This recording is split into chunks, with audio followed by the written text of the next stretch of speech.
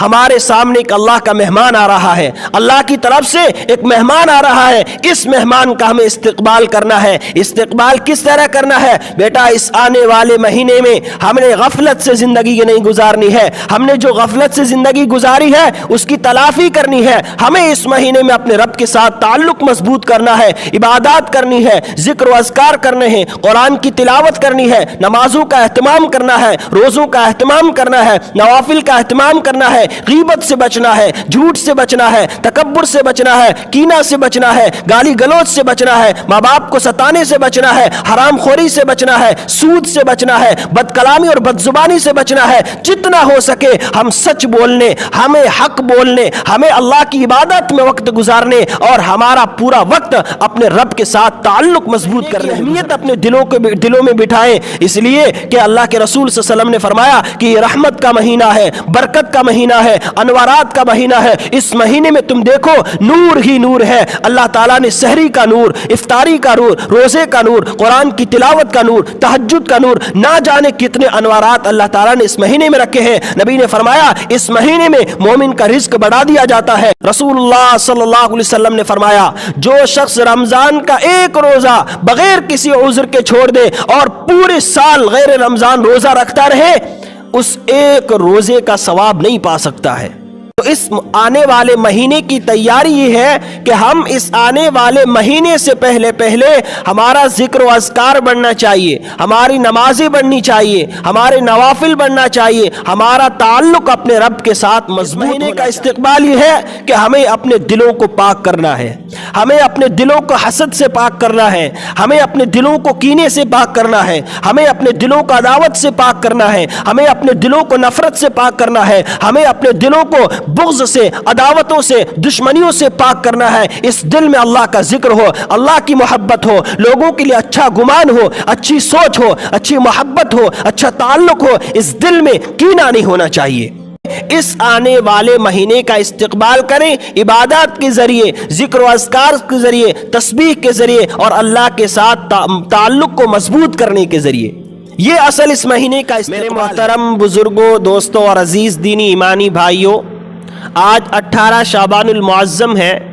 11-12 دنوں کے بعد ہمارے پاس ایک اللہ تعالیٰ کی طرف سے ایک مہمان آ رہا ہے، رمضان المبارک، اور اس مہمان کا ہمیں استقبال کرنا ہے۔ ہمارے گھر کوئی مہمان آئے تو ہم اس کا استقبال کرتے ہیں۔ جیسے ہمارے گھر کوئی شادی ہو تو اس ایک دن کی شادی کے لیے، اس ایک آنے والی دلہن کے لیے ہم کتنا استقبال کرتے ہیں، کپڑوں سے لے کر، جوتوں سے لے کر، گھر کے رنگ و روغن تک، کتنا اس ایک آنے والی دلہن کا استقبال کرتے ہیں۔ تو رمضان ہمارے پاس اللہ تعالیٰ کی طرف سے ایک مہمان آ رہا ہے، تو اس مہمان کا ہمیں استقبال کس طرح کرنا ہے؟ رسول اللہ صلی اللہ علیہ وسلم نے رجب کے مہینے میں دعا مانگی، اللہم بارک لنا فی رجب و شعبان وبلغنا رمضان۔ یا اللہ رجب میں بھی برکت عطا فرما اور شعبان میں بھی برکت عطا فرما اور ہمیں رمضان تک پہنچا۔ یعنی رمضان تک پہنچنے کے لیے، رمضان کی برکات، رمضان کے انوارات سے فیض حاصل کرنے کے لیے رسول اللہ صلی اللہ علیہ وسلم رجب میں دعا مانگ رہے ہیں۔ روایات میں آتا ہے کہ صحابہ اکرام شعبان کے مہینے میں روزہ رکھتے تھے اور رمضان کی تیاری کے لیے کہ آنے والا جو مہینہ ہے اس کا ہم استقبال کس طرح کریں، یہ صحابہ اکرام پہلے سے پریکٹس کیا کرتے تھے تاکہ ہمارا رمضان آسانی کے ساتھ گزر جائے، رمضان اللہ کی عبادت میں گزر جائے۔ یہ اصل استقبال تھا جو صحابہ اکرام نے کر کے دکھایا، جو حضور اکرم صلی اللہ علیہ وسلم نے کر کے دکھایا ہے۔ حدیث شریف میں آتا ہے کہ رسول اللہ صلی اللہ علیہ وسلم رمضان کے مہینے کے آنے سے پہلے سخی بن جاتی۔ کیا مطلب سخی کا؟ حضور پہلے بھی سخی بہت تھے، اس مہینے میں سخی بن جاتے۔ اس کا مطلب یہ ہے کہ آپ صلی اللہ علیہ وسلم اس مہینے کے آنے سے پہلے اپنی عبادات کو بڑھا دیتے تھے، اپنے ذکر و اذکار کو بڑھا دیتے تھے، اپنی تسبیح کو بڑھا دیتے تھے، اپنے رب کے ساتھ اپنا تعلق مضبوط کرتے تھے۔ तमाम वक्त को फारिग करके अल्लाह की इबादत में लगाते थे। तो इस आने वाले महीने की तैयारी ये है कि हम इस आने वाले महीने से पहले पहले हमारा जिक्र व अज़कार बढ़ना चाहिए, हमारी नमाज़ें बढ़नी चाहिए, हमारे नवाफिल बढ़ना चाहिए, हमारा ताल्लुक़ अपने रब के साथ मजबूत होना चाहिए। इस आने वाले महीने का इस्तिक़बाल क्या है कि हम अपने वक्त को फारिग करें, हम अपने कारोबार को ज़रा एक तरफ कर लें, जितना हो सके हम वक्त को फारिग करके इस आने वाले महीने का इस्तिक़बाल करें, इबादत के ज़रिए, ज़िक्र व अज़कार के ज़रिए, तस्बीह के ज़रिए और अल्लाह के साथ ताल्लुक़ को मजबूत करने के ज़रिए। ये असल इस महीने का इस्तिक़बाल है। आप शादी ब्याह में कितने घर को साफ करते हैं, तो इस रमजान के आने से पहले पहले अपने घर की भी सफाई कर लें, अपने मुसल्ले धोकर रख लें, अपने कपड़े धोकर रख लें, यानी अपना एक मुस्तकिल निज़ाम औकात बनाएं, एक वक्त मुतय्यन करें कि इस महीने में मेरा ये काम नहीं होगा बल्कि अल्लाह की इबादत होगी, इस महीने में मैं ये काम छोड़ दूंगा, अल्लाह की इबादत करूंगा। जितना ज़्यादा वक्त मैं अल्लाह की इबादत में गुजार सकूं, ये हमें प्लानिंग बनानी चाहिए।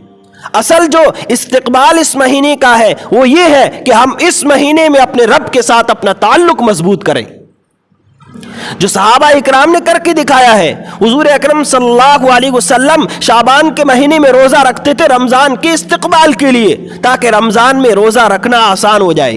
तो इसीलिए हमें अपने घर को भी साफ सुथरा रखना है, अपने मुसल्लों को धोकर रखना है, अपने कपड़ों को धोकर रखना है। हम ना जाने रमज़ान के आने से पहले पहले सिर्फ राशन की तैयारी करते हैं, सिर्फ फ्रूट की तैयारी करते हैं, सिर्फ दूसरे ईद की तैयारी करते हैं। हमें असल तैयारी जो करनी है वो इस रमज़ान के आने से पहले पहले उसका इस्तिक़बाल ये है, उसकी तैयारी ये है कि हम इस महीने के आने से पहले पहले अपनी इबादत को बढ़ाएं, अपने ज़िक्र व अज़कार को बढ़ाएं, अपनी नमाज को बढ़ाएं, अपनी तिलावत को बढ़ाएं, ताकि हमारा ताल्लुक़ अपने रब के साथ मजबूत हो जाए और हमारी एक आदत बन जाए, हमारा एक निज़ाम औकात बन जाए कि हमारा पूरा महीना अल्लाह की इबादत में गुजर जाए, अल्लाह के जिक्र और अज़कार में गुजर जाए, अपने रब के साथ ताल्लुक़ मजबूत करने में गुजर जाए।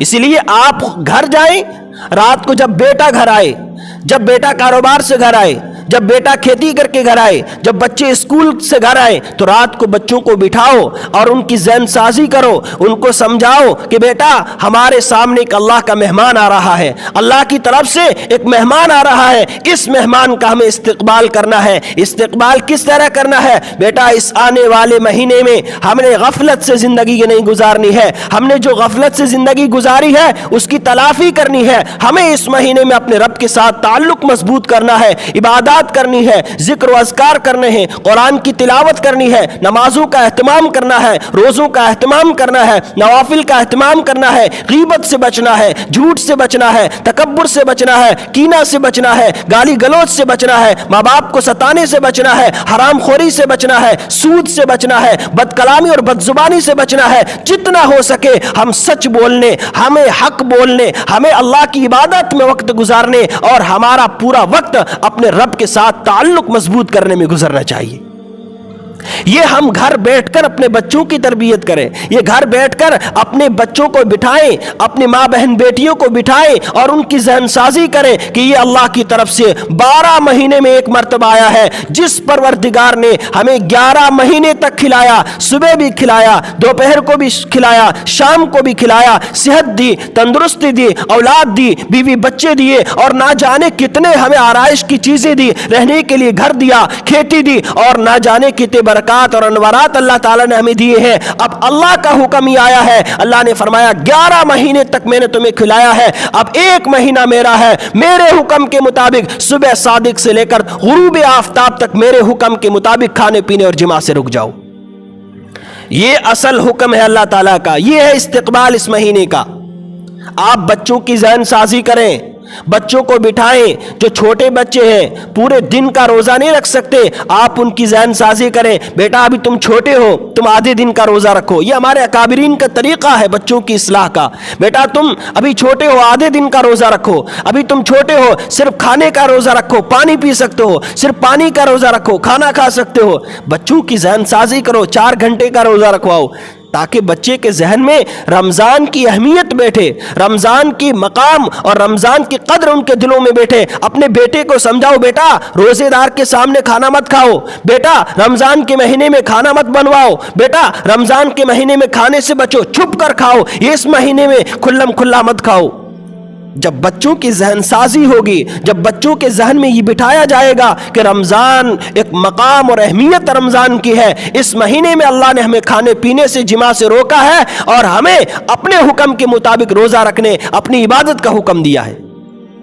جب ہم بچوں کی ذہن سازی کریں گے، جب ہم بچوں کے ذہنوں میں یہ بٹھائیں گے کہ اللہ کی عبادت سب سے مقدم ہے، رمضان کے مہینے میں گالی نہیں ہونی چاہیے، رمضان کے مہینے میں جھوٹ نہیں بولنا چاہیے، رمضان کے مہینے میں ہمیں غلط کاموں سے بچنا ہے اور اللہ کی عبادت میں وقت گزارنا ہے۔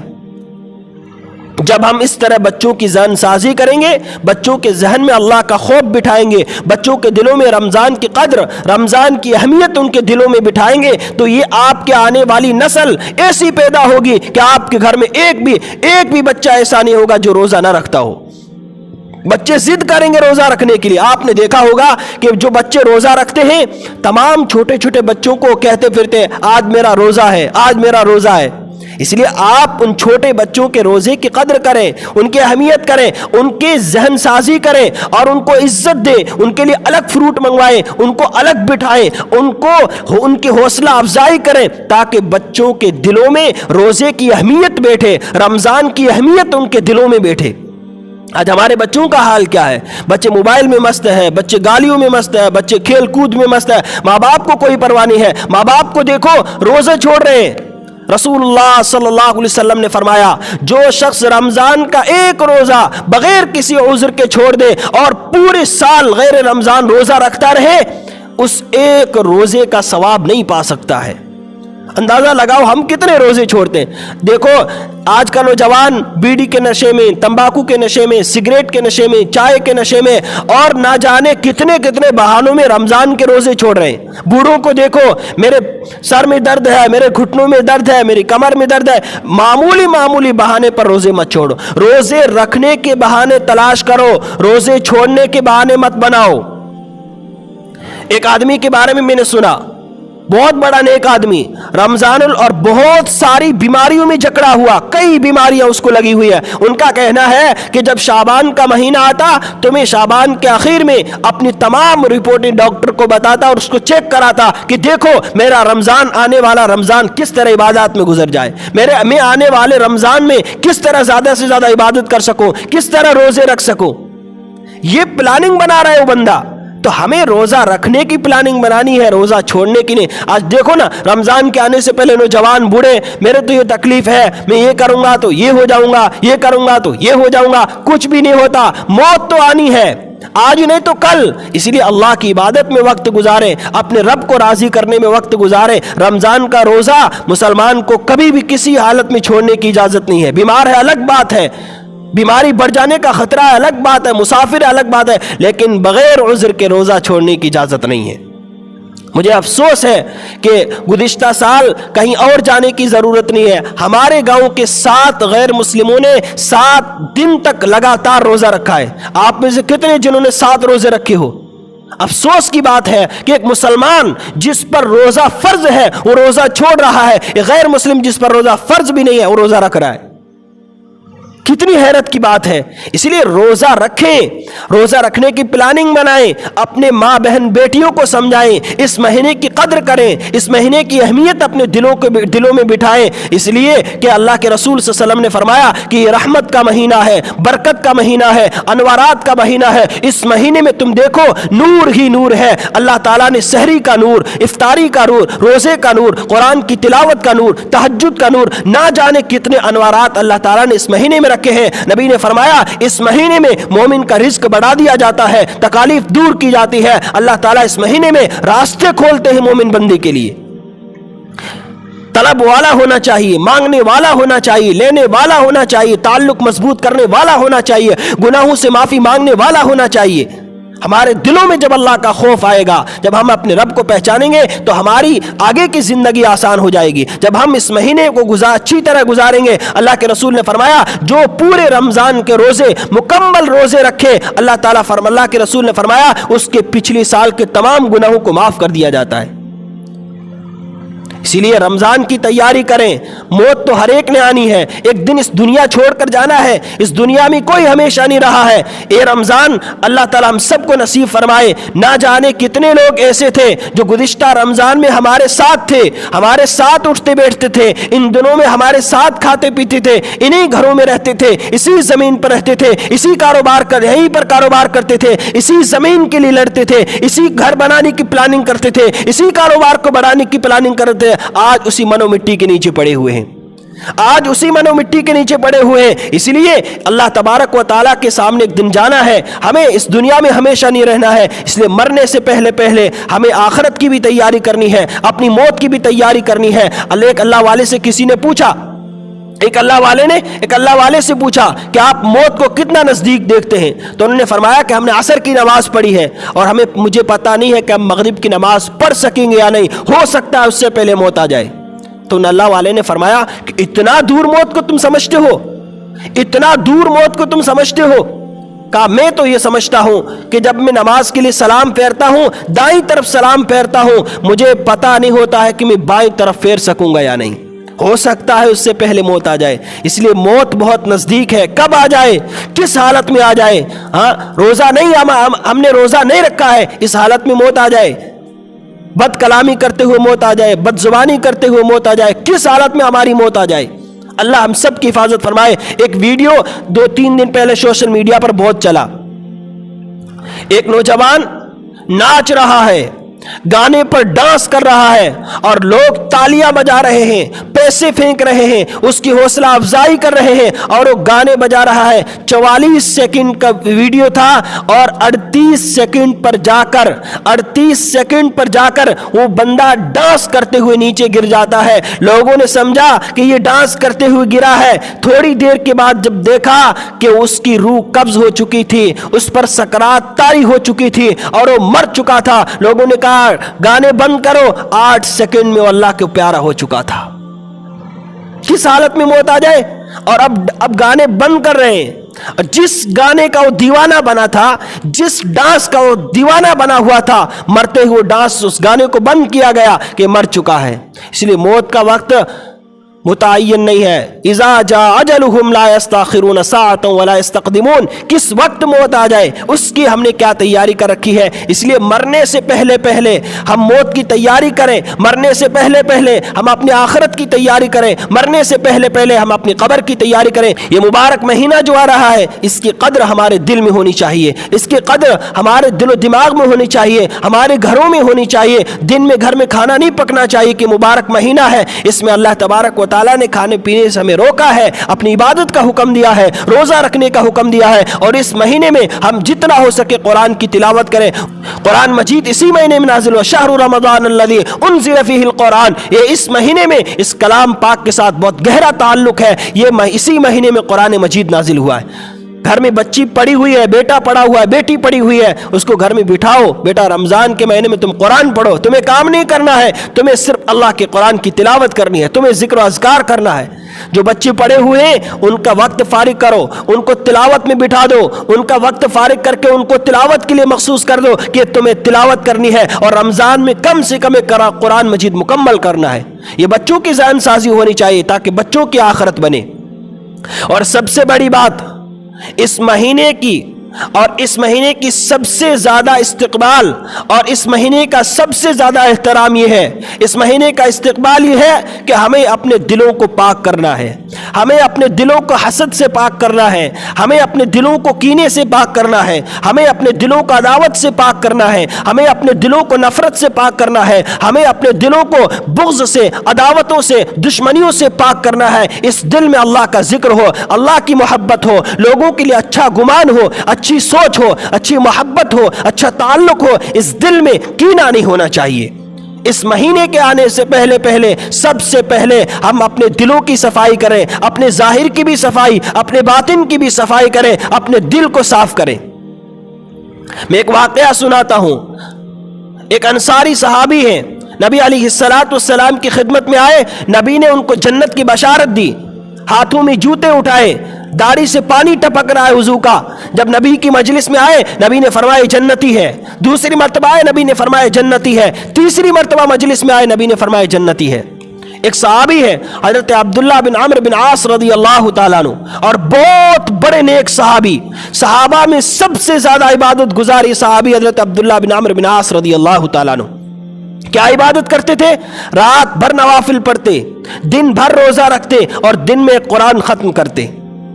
اتنے بڑے عبادت گزار صحابی. جب شادی ہوئی، زوجہ کے کمرے میں پہنچے، مصلی بچھایا اور رات بھر نوافل پڑھتے رہے. جب بیوی نے دیکھا کہ شوہر نماز پڑھ رہا ہے، نوافل پڑھ رہا ہے، بیوی نے پیچھے مصلی بچھایا. خیر القرون کا زمانہ تھا، مصلی بچھایا اور نماز شروع کر دی. رات بھر نماز پڑھتے رہے. صبح کو جب عمرو بن عاص رضی اللہ تعالیٰ نے اس بیٹی سے پوچھا کہ بیٹی تم نے اپنے شوہر کو کیسا پایا؟ بیٹی کہتی ہے کہ تم نے اپنے بیٹے کو بہت نیک بنایا ہے، رات بھر نوافل پڑھتے رہے، تمہارا بچہ تو بہت نیک ہے. حضرت عمرو بن عاص رضی اللہ تعالیٰ عنہ کو غصہ آیا، سیدھے نبی کی مجلس میں گئے اور نبی سے شکایت کی، یا رسول اللہ عبداللہ کی شادی ہوئی تھی، رات بھر نوافل پڑھتا رہا. نبی نے عبداللہ کو بلایا اور کہا کہ تم مہینے میں صرف ایک روزہ رکھو گے اور ہفتے میں قرآن ختم کرو گے. نبی نے کم بتایا تو حضرت عبداللہ کہنے لگے، یا رسول اللہ میرے اندر طاقت زیادہ ہے، میں برداشت نہیں کر سکتا ہوں. تو نبی نے آخر میں یہ فیصلہ کیا کہ تم ہفتے میں قرآن ختم کرو گے اور ایک دن چھوڑ کر ایک دن روزہ رکھو گے. کتنے بڑے صحابی! وہ اسی مجلس میں موجود تھے جس میں اللہ کے رسول اس انصاری صحابی کو 3 مرتبہ جنت کی بشارت سنائی. حضرت عبداللہ بن عمرو بن عاص رضی اللہ تعالیٰ عنہ کے دل میں آیا ہوگا کہ میں دن بھر روزہ رکھنے والا، رات بھر نوافل پڑھنے والا، ایک قرآن روزانہ ختم کرنے والا، اور نبی اس کے بارے میں فرما رہے جس کے ہاتھوں میں جوتا ہے، داڑھی سے پانی ٹپک رہا ہے، اور نبی فرمایا کہ جنتی ہے، کوئی خاص تو عمل ہوگا ان کا.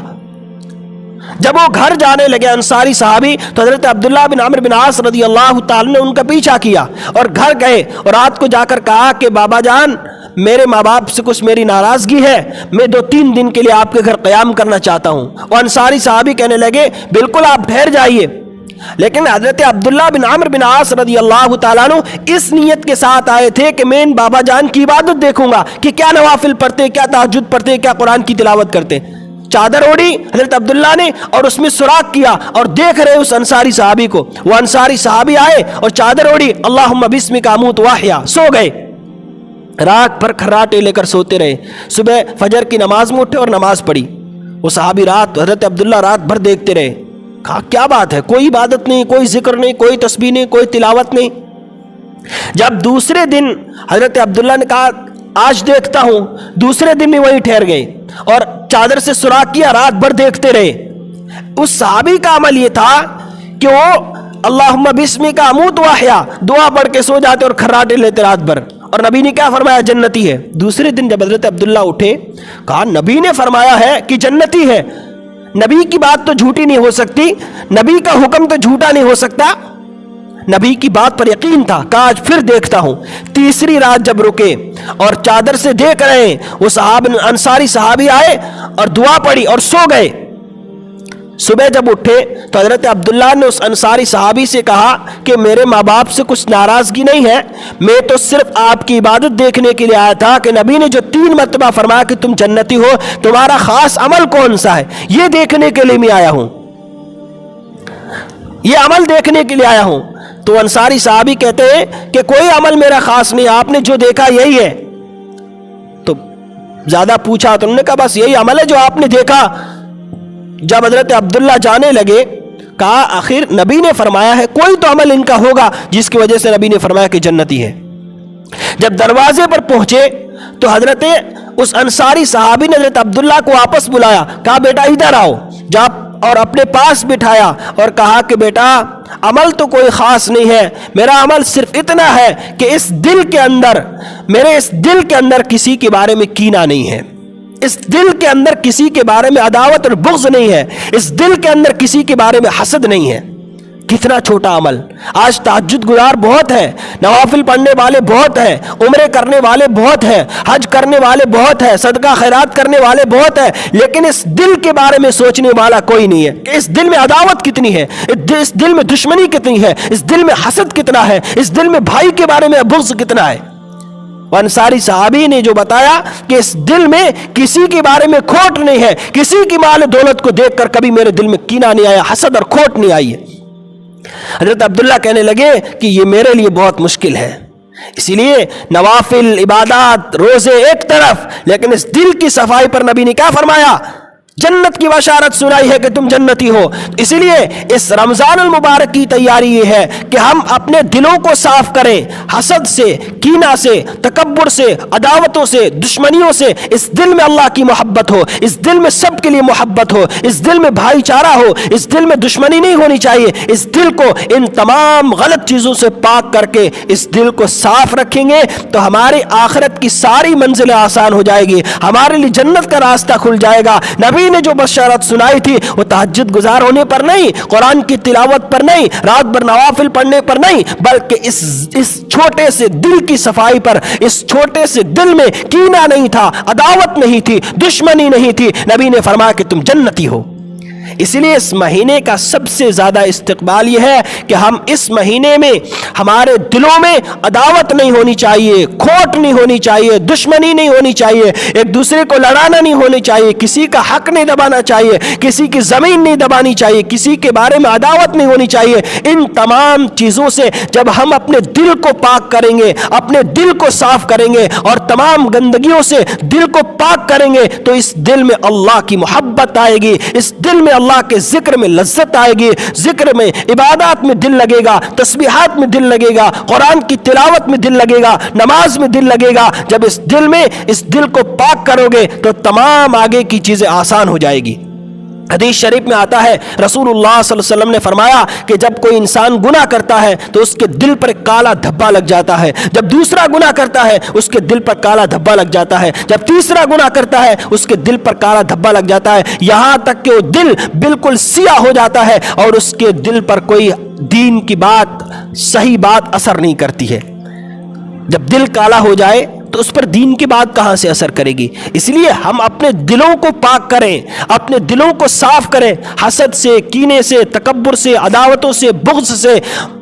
جب صاف کریں گے تو ہمارے دل میں حق بات بیٹھے گی, دین کی بات ہمارے دلوں میں اترے گی, دین پر چلنا ہمارے لیے آسان ہو جائے گا, اللہ کی عبادت ہمارے لیے آسان ہو جائے گی, رمضان ہمارے لیے گزارنا آسان ہو جائے گا. اس لیے عہد کر کے اٹھیں کہ اس مہینے میں ہمارے دلوں میں کسی کے بارے میں عداوت نہیں ہوگی, اس مہینے میں ہمارے دلوں میں کسی کے بارے میں کینہ نہیں ہوگا, دشمنی نہیں ہوگی, عداوتیں نہیں ہوگی, کسی پر ظلم نہیں کریں گے, کسی کا حق نہیں دبائیں گے, کسی کو ناحق نہیں ستائیں گے, کسی کو گال گلوچ نہیں کریں گے, ماں باپ کا ادب کریں گے, رشتہ داروں کا احترام کریں گے. جب دل صاف ہوگا, جب دل پاک ہوگا تو ہماری آگے کی تمام منزلیں آسان ہو جائے گی. اس لیے اللہ تعالیٰ کی ذات سے امید ہے کہ اللہ تعالیٰ ہمیں ان کہی ہوئی باتوں پر عمل کرنے کی توفیق عطا فرمائے. اللہ تعالیٰ ہمیں اس آنے والے رمضان کا استقبال کرنے, اس کی قدر کرنے, اس میں زیادہ سے زیادہ عبادت کرنے, روزوں کا اہتمام کرنے, تراویح کا اہتمام کرنے, قرآن کی تلاوت اور ذکر و اذکار کرنے کی توفیق عطا فرمائے. اللہ تعالیٰ ہمیں بار بار اس مہینے کی برکات سے مستفید فرمائے. اللہ تعالیٰ بار بار ہمیں اس مہینے کی برکتیں عطا فرمائے, رحمتیں عطا فرمائے, اپنے تعلق مضبوط کرنے کا ذریعہ بنائے, اپنے تعلق کو اپنے ساتھ تعلق جوڑنے کا ذریعہ بنائے. اللہ تعالیٰ ہم سب کو اس آنے والے مہینے کی قدر کرنے اور اس میں زیادہ سے زیادہ عبادت کرنے کی توفیق عطا فرمائے. ویڈیو کے نیچے سبسکرائب کے بٹن پہ کلک کریں, بیل کے آئیکن پہ کلک کیجئے تاکہ ہر نئی ویڈیو کی نوٹیفیکیشن آپ کو مل جائے.